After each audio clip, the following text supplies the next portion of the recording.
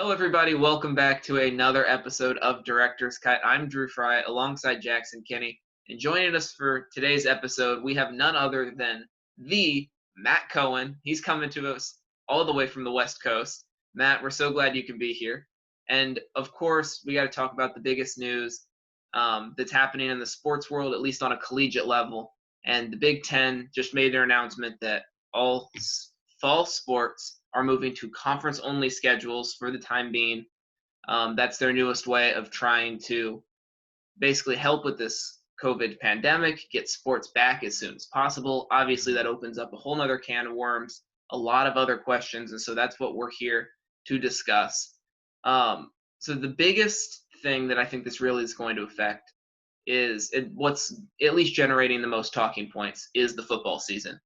Right, and for IU specifically, it cuts off the UConn, Ball State, and Western Kentucky games. right, and to just be a little more specific for Matt. Matt is one of the foremost authorities on Big Ten sports that we know in the IUSTV circle. So he's one of the best people we'd have on up in Oregon. But like Drew said, it affects IU. They already got rid of 3 games. What could this affect going forward for the football season and obviously down into the other sports? Well, first off, thank you for having me on the show. It's a pleasure to be a part of it.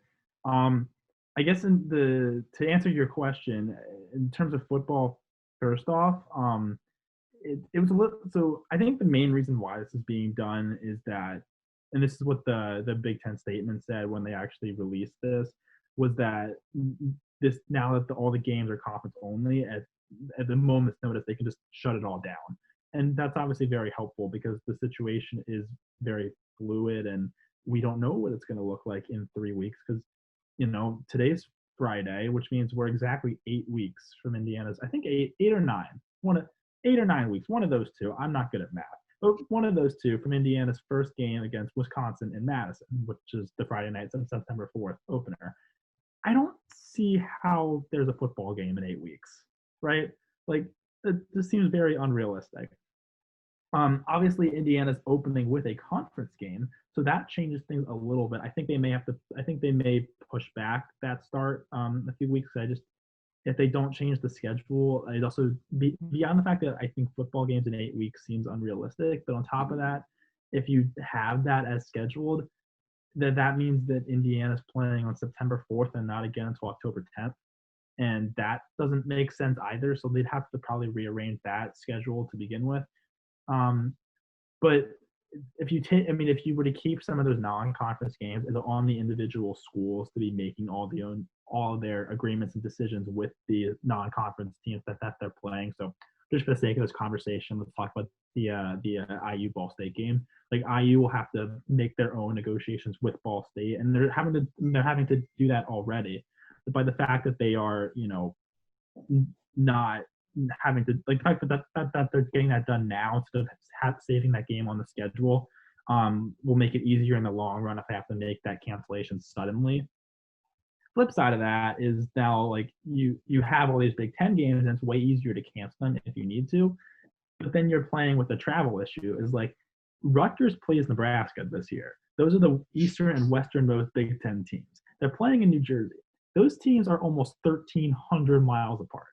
And I can't see how that's any – I get the whole point of why it's easier to cancel that game, but I don't see how that's any safer than IU playing Ball State, which is like – I've never been to Muncie, but I would assume it's like an hour, 2 hours away from Bloomington. Right. So it's way easier to facilitate that travel, and you'll be on a bus. There won't be any risk of contact with the outside people. You'll be in the bus for 2 hours. You'll get to Bloomington, be at the stadium. You'll be in a bubble at the stadium. You'll leave, go back to Muncie, and it's a easy trip back and forth in one day. And I mean, that seems a lot easier than Nebraska flying to Rutgers. And I think that's just the question that you have to figure out here. And really why I think there's not going to, this is the first step toward not having a season, because there's just doesn't make sense. Like, right. I was about to bring that up because it does feel very similar to in March after the first night of the Big Ten basketball tournament, where they announced there would be no fans. And then very quickly it devolved into no tournament at all. So is this just a longer rollout of a similar plan, basically? I think it Trying to has. make it. Go ahead. Oh, sorry, I was gonna say just I think it has to be. There's just like because if you don't, again, speaking only for a football here, if you play only Big Ten games, you're down to 9 games, right? And if you don't change bowl requirements, that means you have to go 6-3 just to be bowl eligible. And going 6-3 only playing Big Ten games is not easy. There was I saw someone tweet like new win loss over unders for I don't know what sports book it was, but it was some sports book. And I think they only had 3 teams in the Big Ten actually being bowl eligible if they keep the current bowl requirements. And that's even assuming that we have bowl games, because if we're playing only conference only games, then how do bowl games work? Because they're not conference only; you're playing a different conference. Those are obviously huge money making revenue outlets. So, except that IU actually lost money, we found out on the Gator Bowl. But I mean, you can make money off of that in theory. But if you can't play a non-conference game, then you can't have a bowl game. And then if you want to look at all the travel issues, well, I think for IU, and this was a theory I kind of came up with on my own here with factoring in the non-conference games. IU is probably looking at like the Las Vegas Bowl this year in theory if they went about 7 or 8-ish wins again, being that replaced the Gator Bowl, which I think is now an ACC versus SEC game. So in theory, IU would have been traveling to Las Vegas or Nashville, probably one of those two.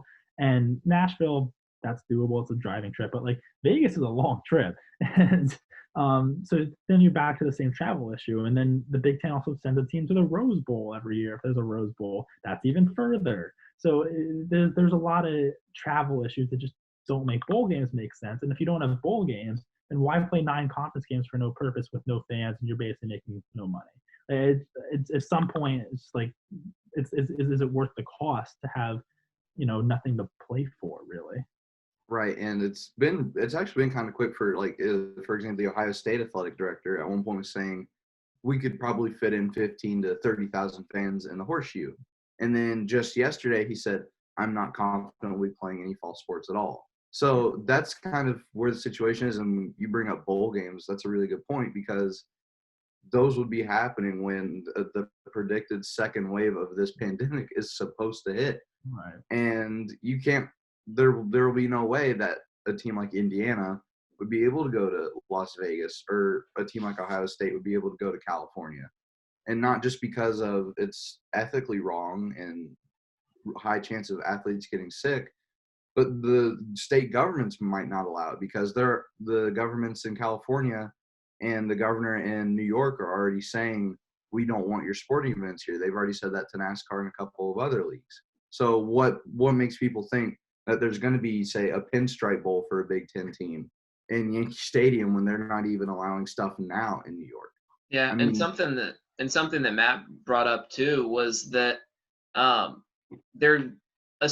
going to assume that the Big Ten that this isn't the end of the line, that this isn't just the Big Ten canceling non-conference games and then we move on. Obviously, the end all be all could be no fall football this season, but let's just say hypothetically for the sake of this conversation, everyone goes to full conference schedules only. One, that raises so many other questions, like what do you do with Notre Dame? You lose a lot of rivalry games. I'm looking at Louisville, Kentucky specifically, which wouldn't be able to play. But furthermore, then you have to change bowl requirements. And I don't know what that bowl requirement change would be, but now I'm looking at the schedule. For many teams, IU included, those 3 non-conference games are largely scheduled to be cupcake games or tune-ups so that IU can get bowl eligible. Those were 3 mostly guaranteed wins. Like nothing's guaranteed, but those were 3 wins IU could get, and then being in the Big Ten East, yes, if you lose to Ohio State and Penn State and Michigan State, like IU does fairly regularly, those 4 losses aren't going to sink you. But with 9 conference games, I was looking over the schedule, they're is a legitimate chance that if IU just plays those 9 games, that this is an IU team that went from having like the most hype surrounding it in the past 25 years to being a sub 500 team. I Right, think they and- are a 500 team actually with the current schedule. Like, Yeah, like I'm looking at the schedule. I can see Maryland and Rutgers picking up wins there. Probably Purdue. But I mean, Illinois had a great season last year. IU is just historically not beaten Michigan State. And those are really the only, and if you count Purdue as a wild card game too, you've got 2 wins, 4 losses, and 3 wild cards. Did that math line up? Yeah, it does. Frankly, I think Purdue is better than Illinois and Michigan State. Like, I mean, there's basically you have Maryland and Rutgers as 2 probably winnable games, but I mean Maryland's actually not. I mean Maryland's not. I don't think Maryland's good, but like they've got a lot of good players on that team. So if we can like figure out how to coach, maybe there's a chance Maryland could be half decent. But I mean, assuming they beat Maryland and Rutgers, Illinois, I think if there are games, I think they should be able to beat Illinois. I don't think Michigan State's going to be very good this year. I think just in a very big of a transition year for them. But I mean, Purdue gave them a really hard time, very injured last year. And assuming that Purdue's healthy this year, which obviously is not a guarantee, but if you get a healthy Purdue in that game, that's by no means a guaranteed win because I don't know how they're covering Rondale Moore and David Bell. Yeah. And then just looking, there's another rumor saying the Pac-12 is going to make a very similar statement to the Big Ten's coming soon, which I think the Big Ten doing it first makes a bigger statement than the Pac-12 because the Pac-12 is already kind of overlooked in general.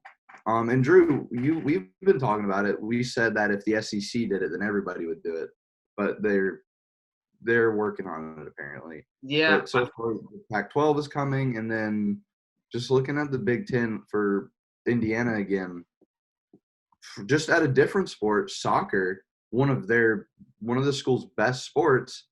I mean, that's one where you play a lot of non-conference games. And IU soccer is generally going to the College Cup and getting to the tournament and traveling everywhere for this. And so far, they've only got 1 game on the schedule, and it's non-conference.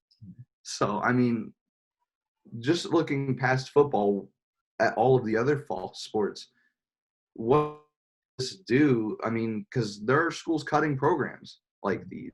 Would Indiana maybe have to make some drastic moves like that? Because smaller schools have, but then Stanford cut 11 programs. So I don't think IU is really in danger of having a program get cut right now, simply because even if Stanford cut 11 programs, they still, even after cutting 11 programs, Stanford still has, I think, 1 more team than Indiana does. I think they still have 25 left because they have just an obnoxious amount of sports teams at that school. Yeah, one of the programs they cut was fencing. Right. Like, that's not something IU has to worry about. Right. And like, I mean, obviously that's really is terrible for those athletes. But yes, no offense to any fencers out there, but like, we're gonna get hate mail now. You know, it's like they cut fencing and sailing, and I think they cut wrestling, which was obviously I think that was the biggest sport they cut. I think field hockey as well. Field hockey, yeah. It did. Which, like, I mean, Stanford obviously, you know, is a really wealthy athletics program, but they're also trying to fund, like, I think close to 40 teams. So at some point that was kind of bound to happen.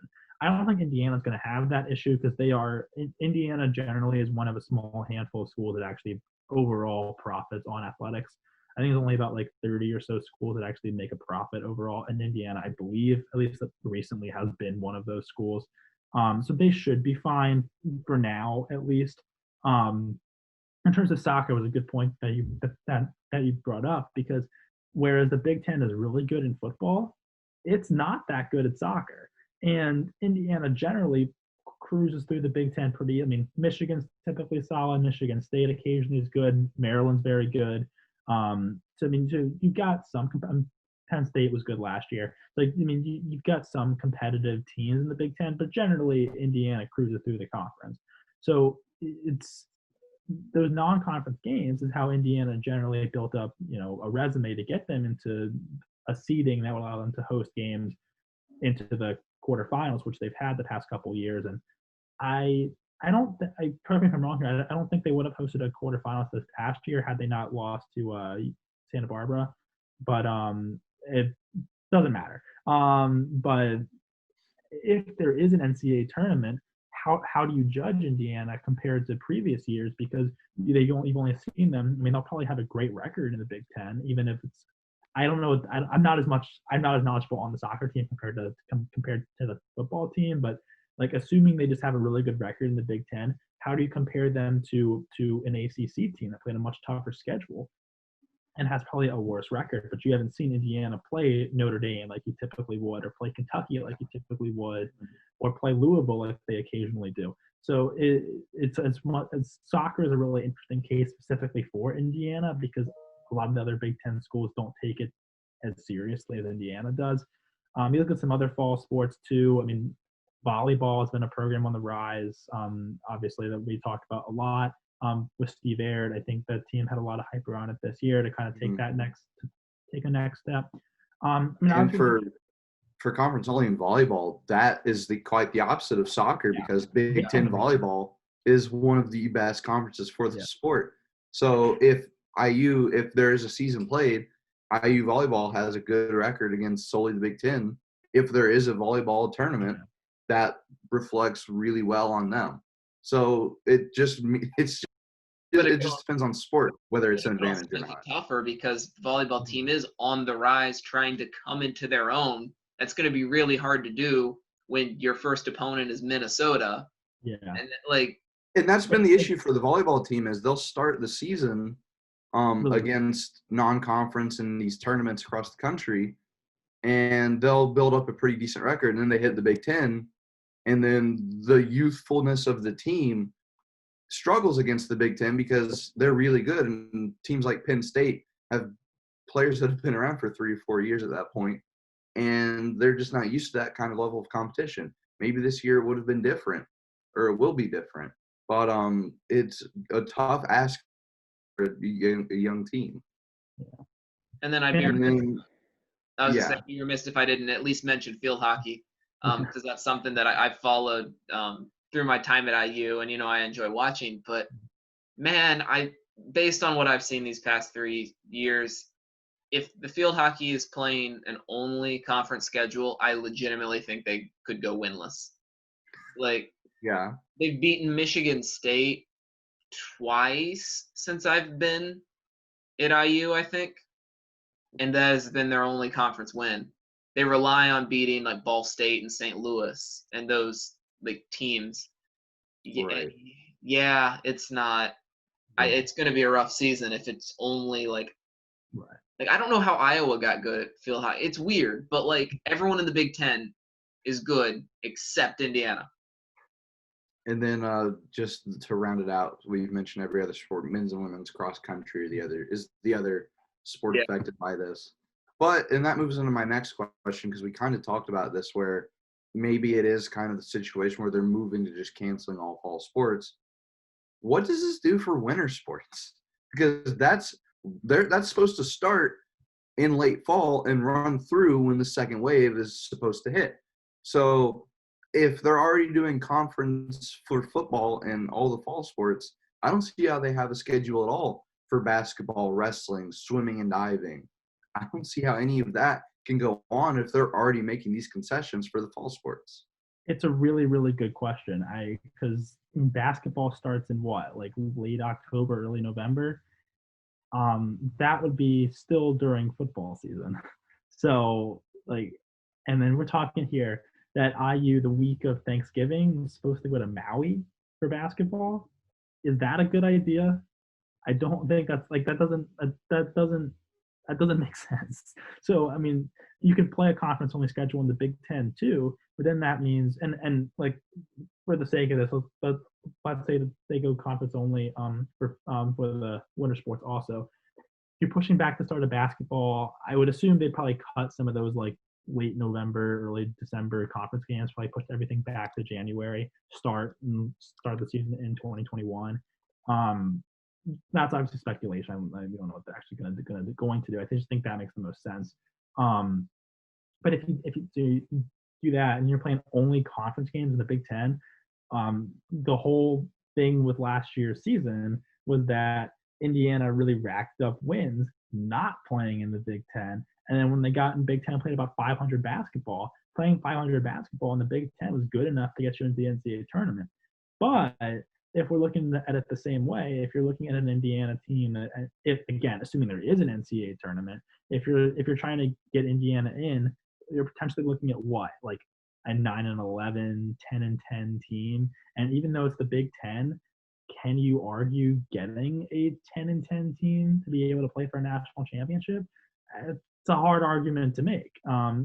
So again, that relies on there being an NCAA tournament, and I feel like the chances of playing basketball are probably a little higher than playing some of the fall sports, simply because you can push it back a little bit more.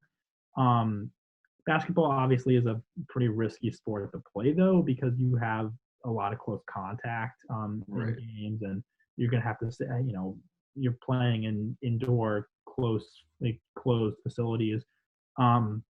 In terms of some of the other winter sports, because winter sports, so many of them are inside, I think swimming could be done, just because, like, I don't know how you would transmit COVID in a pool, because like the chlorine would probably kill it, kill the virus. I did one story for the Oregonian talking about this. It was like, I think a doctor said something, and I'm no medical expert, but a doctor was saying that, like, it'd be hard for it to spread in a pool. The only real way it could spread is because, as you guys have covered swimming, everyone's really huddled up on the pool deck, kind of close together, Right. swimming in their own little sections. I was about to say, there's so many people you have to squeeze into that pool in that room that it makes it really hard to social distance. Yeah, you can't.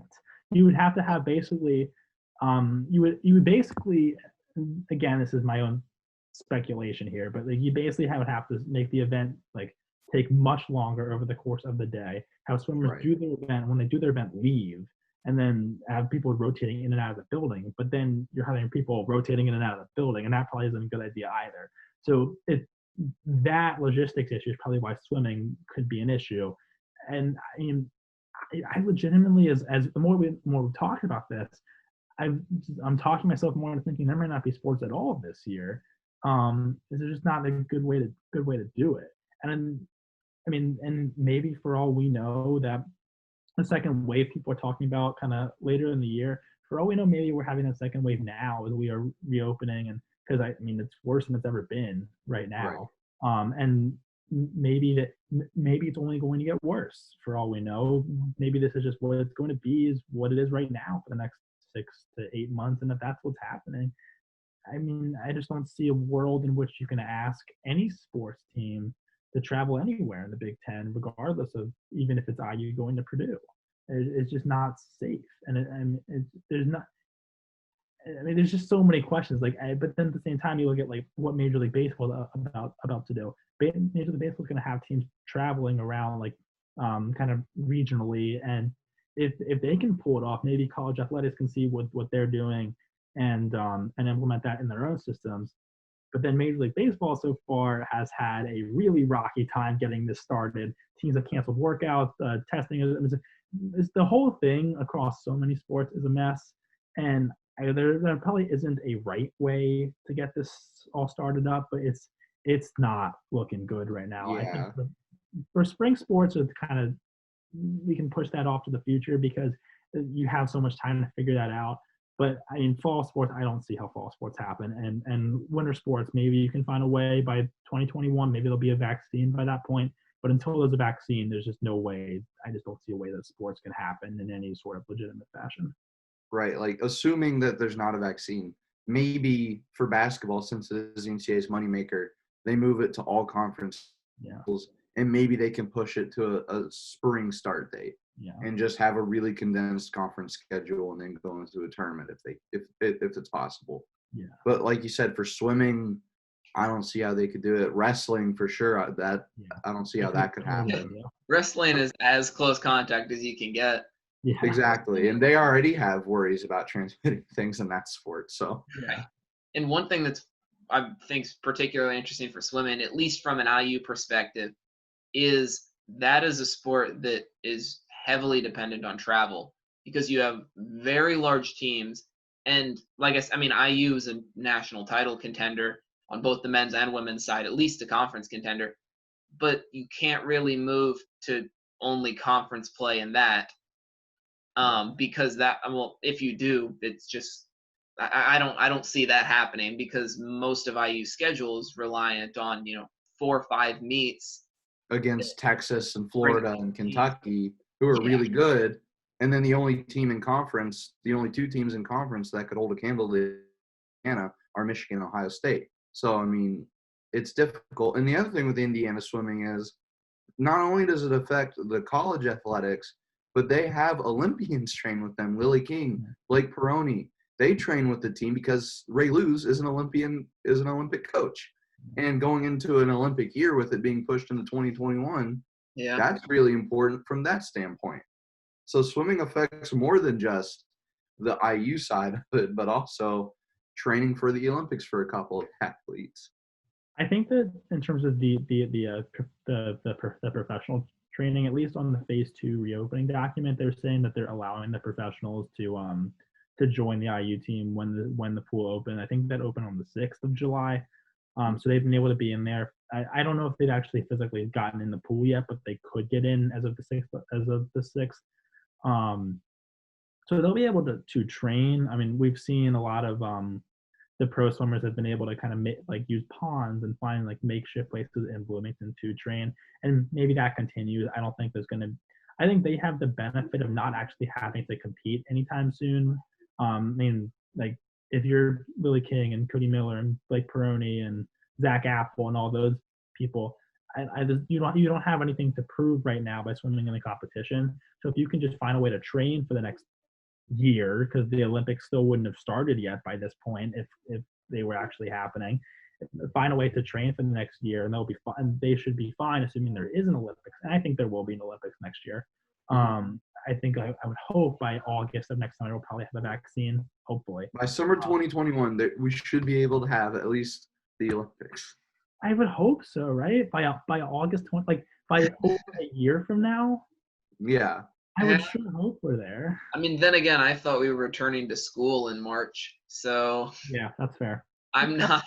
I've been wrong about most things, and that's something that's worried me about fall sports in general. Not to redirect the conversation, but the fact that the Ivy Leagues have just completely shut everything down. They were the first ones to shut everything down. They're the first ones to cancel their spring sports in March, and then they were the first to cancel the rest of their school year.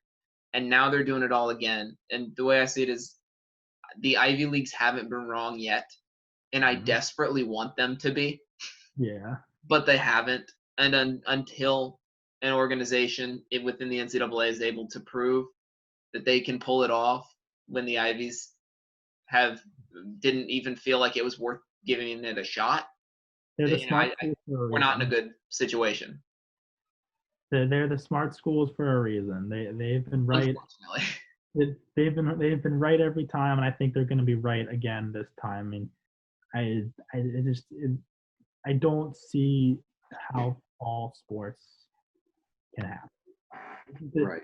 Because if you in a scenario where there is a coronavirus outbreak at any Big Ten school, to be able to have athletics spreading the coronavirus from campus to campus to campus is going to look really, really bad on the Big Ten. And I feel like at some point there's just a. I mean, obviously you shouldn't look at it from a PR standpoint, but there's a massive PR issue here. If spreading because of athletic teams traveling, and there's just too much risk, and there's a lot of money on the line here. And frankly, I think they're at a point where you're probably having to discuss, well, I'm sure there'll be some kind of lawsuit if the Big Ten is ended up being like this contact tracing takes it back to the Big Ten athletics traveling. I don't think that's going to be like a particularly big issue, because I don't think that's going to be something that's going to actually happen. But like there's probably at some point, I think these schools are going to just have to accept the fact they're going to have to eat a lot of money this year. They're going to take probably a big loss. I mean, there's going to be some costs obviously costs are going to be lessened because you don't have to pay for so much staff, but then you have all these staff that then suddenly have no jobs, and what are they supposed to to do. So there's also a very big human issue here. I mean, the more you kind of get into it, there's just more and more problems that have to be addressed here. And at some point, like the school has to find a way to be able to slowly spending money here to get people, try to keep people on the, have people have an income so they can have a roof over their head so they can stay home. Because I mean, that's probably going to be an issue for some people. And then you have to figure out how to still like survive as an athletic program. And Indiana, fortunately, has enough money to begin with that they should be able to pay their employees and survive through this. But then you look at some of those, non-conference teams that Indiana would have been playing, and you look at Ball State and Western Kentucky and UConn, and those teams were all going to get massive payouts. Actually, I think UConn was going to be paying IU to come there this year, but Indiana paid UConn last year. I mean, some of these non-conference opponents that are the cupcake teams get paid a lot of money to come play some of these big teams, and that revenue is gone. And that's millions of dollars that are suddenly out of those teams' pockets. And that's why smaller teams are having to cut their programs, because they're not making any money this year, and they don't already have the built-up funds to be able to withstand this. So, I mean, IU should be able to be fine here. But if you look at, Bowling Green and just like local schools like that in Toledo, Western Kentucky, Ball State, who knows what they're going to have to cut? Like probably something. I mean, there's going to be people not going to be able to survive this. A great example of it is UConn themselves, because they've been having financial troubles for years now, and there have been rumors that their football team is going to be cut for the last 3 or 4 years. Yeah. So I mean, if any team needed it, it was them. Not a good situation at all. Yeah, and I think going to what you were alluding to, I read somewhere that Bowling Green State is losing out on like upwards of $2 million just from games they were supposed to play this year in the Big Ten. Yeah. I think one of those was Ohio State, if I'm not wrong. Yeah. And that's also completely separate.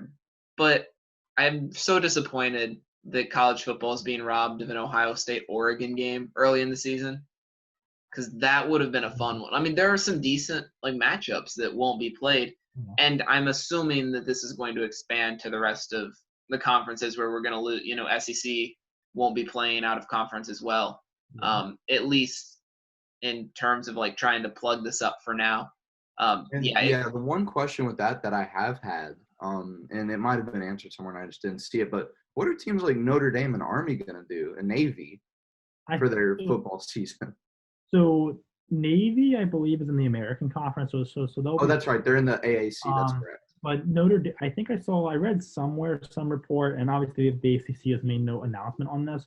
But I saw a report somewhere that Notre Dame might get to play ACC teams, just because they're in the ACC for every other sport. So they could probably make that work. I don't know how Notre Dame's going to feel about that, because they have this whole liking being independent for football thing. But maybe this gets them to actually join the ACC for football long term, if it ends up working out that way, which would be interesting to say the least, but I think probably good for them in the long run in terms of actually getting to the playoff. Just because I think their whole issue is not having a conference championship game. If they're able to have that for the long term, maybe that helps them, assuming we have normal life at any point in the rest of our lives. So I think that's how Notre Dame solves that problem. Is Army in a conference? I don't know if they're in a conference. No, I think they're still an independent. So they're probably, I don't know, they might join the American in theory. I don't know. They might have to. I think that makes sense. They could join. Yeah, they probably would have to be the American. I don't know what else it could be. Technically they're in the Patriot League. Oh, they're in the Patriot League. Oh, so that's okay. Yeah. American U, Bucknell, Navy's in it technically. I don't think that's for football. I think that's for others. It's for other sports, yeah. But it's something. Yeah, because they can't. I mean, they could in theory join the Patriot League for football, but they'll go undefeated, and it's not really worth it for them. Yeah, the only team that would pose any kind of challenge is Navy, who's also in the Patriot League. But Navy's in the AAC for football, so yeah, because they're actually good at football. Yeah. Yeah, as someone who was grown up surrounded by Patriot League teams like American and George Mason and all, they would get obliterated by Army and Navy. It would be so bad. The Army. That's the other thing in college football that I don't want to lose, but probably will, is the Army Navy game in December. That's going to be a bummer to lose, but yeah. I had something else, Drew. Do you have anything? Because I'm trying to remember what I had, but I forgot it thinking about the Army Navy. I'll continue to stall while you come up with it. But one thing that you mentioned, Matt, which I know this isn't the point, but if Notre Dame were to, you said they don't play in the conference, championship, they don't get that game. In theory, that makes sense, but I think for the time being, the ACC would hurt them, specifically with Clemson. Yeah. Because right now they can just avoid Clemson and go, they can compete against like Michigan, and whether or not they beat Michigan is a different story. But also you can beat Michigan, and then you can go and you can beat like Wake Forest, and you can go and beat like a handful of ACC teams. But largely avoiding Clemson helps them. So I think right now having Clemson, like just anyone playing Clemson, is basically going to keep you out of the college football playoffs. So it's a very interesting question because I do think Notre Dame would have played Clemson this year, assuming everything stays as is. I think Clemson was going to go to South Bend this year. So that would have been a really interesting question of can Notre Dame compete with Clemson, which probably would factor into if they wanted to ever join the ACC. That the result of that game might play a factor in it. I don't think they ever will join the ACC, at least not anytime soon. But I mean, if they can beat Clemson, then I mean, in a normal year, if they were to play their normal schedule, which they will not, but if they were to do that, they beat Clemson, they beat Stanford. I think they play Michigan. Did they play Michigan this year? I don't know. Doesn't matter. They played Michigan this past year, yeah. Okay. I think they were going to play Navy too. So if they were to win some of those good, they played a really tough schedule, and if they were to win 10, 11 games in that schedule, including beating Clemson, I mean they're in. So it's but probably if they're able to schedule Clemson like for the long term, if they really wanted to, which is not a good idea, but if they wanted to do that, they play a tough enough schedule in an independent leagues because they're Notre Dame. They can get those games. They may be able to be fine, but they probably would have to actually win some of those bigger games that they played, because when they played some of those top teams like Georgia, or specifically Georgia, they've lost. And that's not really. I mean, they got steamrolled by Clemson last time they were in the playoffs, and that's not going to look good for the long term in terms of people wanting to put them back in the playoffs. So you got to prove yourself, because they have never, at least recently, won the big game at all. Yeah. And what could be interesting to see is if we do move conference only schedules throughout the year and then still go to bowl games, maybe with different requirements, just each bowl needs to fill and it doesn't really matter where your record sits. Yeah. But looking at the college football playoffs, I mean, you basically just pick the four of the 5 Power 5 winners, right? Like that's all you can do. Because without an Oregon-Ohio State game this year, there's always a few of those big games like interconference. You'd got last year it was Auburn and Oregon, so that sort of a thing. But yeah, the way you could look, it might just be an undefeated Ohio State, an undefeated Clemson, an undefeated LSU or Bama, or whichever team comes out of the SEC, Georgia, an undefeated Oregon, and an undefeated Oklahoma, and then you've just got all right, pick pick the best 4 of those 5 undefeated teams that only played within their conference. Yeah. And it would be probably Ohio State, for the sake of this, Alabama, Oklahoma, and what college am I missing? Clemson, probably. Yeah. Yeah. I mean, yeah, but then it's hard to judge, and through history, we know the SEC is just very good. But I mean, last year people were calling into credibility of how tough the ACC was compared to the Pac-12. Oregon's going to be really generally deep, but how good is it deep? Out west, especially when you've got, you've got Illinois competing with Iowa, competing with, like Minnesota, and just everyone out there, Wisconsin. So yeah, I mean, it would be very interesting if there's no overlap whatsoever, to just be like, all right, how do we know who's more or less deserving? Yeah. And then you get. Go ahead. Sorry, okay, I was going to just follow up on that by saying that if you then play a playoff, then you're in theory you could take a team on the West Coast, Oregon, team on the East Coast, Clemson, a team kind of in the Midwest area, kind of in the middle, Ohio State, and a team from the South, Alabama, and you covered every corner of this country, and you're going to have them converge in theory, like yeah. There's a very clear issue there. If they were to play a playoff like that, it would have to be literally a bubble situation where they play in one arena. They'd have to quarantine before it too. Yeah, I mean, it would make sense, and at that point, it wouldn't even matter the size because there would be no fans. Yeah. So theoretically, you could send them to where Boise State plays up in Idaho. You could send them to South Dakota or North Dakota where they play in the Fargo Dome. Yeah. I mean, there are possibilities where I could see it happening, but it just getting to that point is the issue. Yeah. Oh, wow. And then the one last possibility I was thinking about and had seen floated around with mixed reaction is just taking the season and pushing it back to the spring. Totally. Yeah. And then you're playing basketball and football at the same time for college athletics wise, and playing every if that's even possible. Yeah. And if a spring college football season could work. I think it would. I mean, from a media perspective, that'd be terrible because I don't know how we would handle all that at the same time. Yeah. Imagine that we're covering football and basketball at the same time for the entire spring. And soccer, and swim and dive, and volleyball, and wrestling.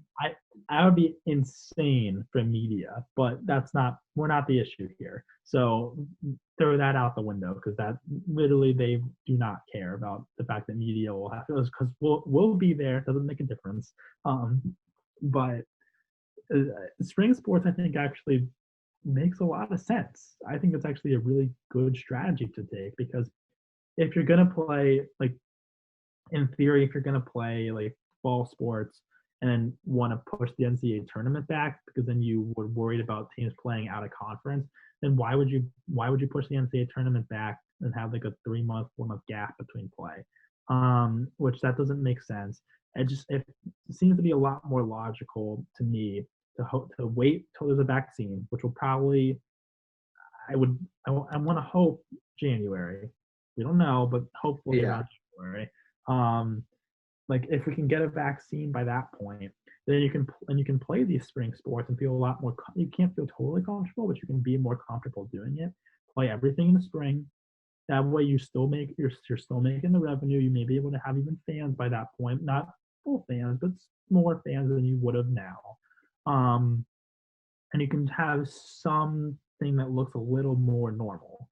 I think that is probably a lot more logical than trying to only play a conference schedule in the fall and then cutting bowl games. I mean, you can in theory play bowl games in the spring, but you'd be cutting the bowl games, you'd be cutting a lot of these other revenue streams, and if you're able to play it in the spring, maybe you solve some of those problems because you can get more TV, you can get more fans, you can get a lot more revenue that way. Still have an NCAA tournament, still have bowl games, still have all those fun postseason things. And just it might be safer by that point because hopefully by February and March and April, and by then, once everyone's back to campus after the online period, maybe we might be in a safer world by then. At least I think we'd like to hope it will be a safer world by then. Mm-hmm. And that makes a lot more sense for playing sports in that kind of an environment instead of having to. I mean, you're still mitigating risk at that point, but like you're taking on a lot larger risk trying to play 9 conference games right now compared to just pushing it back a few more months, letting people. I mean, you basically will get the spring ball period that you probably lost. You can probably put that into the fall. you get some of that development that you wouldn't have already had. And then you can just have spring sports. You'll have a really short off season, and then you just give people a break, and you just restart everything as normal in 2021, 2022 school year, and then we're back to normal. Whatever normal is at that point, right? Yeah. But yeah, I mean, I don't see how else it could happen other than that. I mean, a question about that is, with what the Big Ten has announced so far, just what we know, that the non-conference play is done for football. If the collectively NCAA football were to decide we're moving to the spring, does IU then go and reschedule Ball State? If that's allowed, why not? I mean, Ball State's going to be looking to fill those spots too, I would assume. I mean, I would have to assume Ball State's going to, on the assumption that everything gets shut down in the fall. Ball State's going to have to be, if they want to play a full schedule, will be looking to fill those spots, and I'm sure they would take the trip to IU if they were getting paid for it. So why not? And if we're feeling safer by the spring, we can be able to play a more full season by the spring. And the whole thing of IU has its best team in 30 years, and they're not going to be able to live up to that potential because they only have 9 games to play now. Then you solve that problem because then they can play a full schedule again. Obviously, that takes a lot of like maneuvering and a lot of contracts to be reworked, and that's doable. Obviously, that's a lot easier said than done, but doable. And you can try to have something of a normal season. It won't be the same, but I mean, I think you have a lot better shot to play a full schedule in the spring than you do right now in the fall. So in other words, Scott Dolson just has a lot of work ahead of him. Correct. Scott Dolson could not have gotten this job at a busier time. I was about to say, what a time to become athletic director for a major school. He's been I've been talking to Scott a little bit, and kind of the past few weeks, so he's been leading up to actually getting the job. I haven't spoken to him since he actually officially has taken over. But I mean, he seemed pretty calm and collected about it. It seemed like he was like, comfortable with what was going on, ready for it, and to whatever extent you can be ready for it, because you don't really know what's going to come in any given day right now. But he seemed as ready as I think you can ever be to take the job now. And it's not an easy time. He's definitely going to get trial by fire here because, I think he'll get a little bit of a pass in terms of how things are handled, because no one really knows how to handle anything right now. There's not necessarily a right way to do anything, and that may help Scott Dolson kind of get, a little bit of some leeway from the IU fan base that's known for really being very critical of its athletic directors.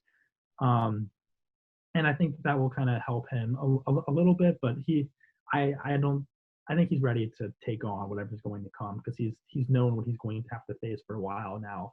I'm sure he's probably had plans in place for no sports in the fall. I would assume every school has that plan in place right now. I think it'd be ignorant not to. I would assume they started working on them as soon as all spring sports got canceled. They started turning an eye towards now and thinking, okay, we have to be ready for this. Yeah, I think you have to be, especially when you're a program the size of Indiana, with the financial implications the size of Indiana's, if there wouldn't be sports in the fall. You have to be ready for that. And if you're not ready for that, that's then what's going to get this program in a lot of trouble. And I don't think that the situation is going to arise. They seem very prepared. And if you're Fred Glass, you picked a great time to retire. Yeah. To move out of that role. Yeah, I mean, obviously, I'm sure, obviously, that's a joke, of course. Like, I know what you mean, but like, I'm sure I'm sure he's glad to have some of this responsibility go away. I think he's staying on, and I say that. I was gonna say, I'm sure he's staying around to help, because all hands on deck at this point, and it'd be great to have the old athletic director stick around and just not be a guiding hand, but just be there and being able to help. Even before all this, Fred Glass said he was going to probably hang around for like a month or a couple, 6 weeks, just help Scott Dolson kind of transition. This was obviously before COVID, but like helping him kind of get into the role a little bit, and then just step away and just be gone. Because obviously there are people that will hang around like forever, and like not really be in their job, but like still kind of like have their hands on some things and like watching over your shoulder. But he wants to just be gone. Let Scott Dawson take care of it. But obviously helping him kind of ease into it, especially because it's not an easy time to ease into it right now. Mm-hmm. Right. Drew, do you have anything else? Because I do not. No, I just think my closing statement, so to speak, is if everything does get moved to the spring, which I guess is the ideal right now. I'm not entirely sure how, but if that happens, I'm just waiting. There's gonna be the weekend that like IU Purdue football, the same time of like a basketball tournament, while like the National Swim and Dive Championships is playing, men's soccer College Cup, Little Five. There's just gonna be like one weekend where everything comes together, and I cannot wait for that chaos. Like from one perspective, that's just gonna be a mess, but also like at this point, like might as well. Yeah, like it's going to be bad again. I think for media, for fans, it's going to be a dream if that can happen. Because I think people are going to be so starved for sports by that point. Oh yeah, I think they're going to sit in front of their couch all day, or Little Five just come out to the race and be there all day. Little Five, I haven't thought about Little Five. That's a very an interesting case. I'm not sure how that's going to work, but that's a very good point you make there. Because that's obviously a very a lot of contact is involved in Little Five.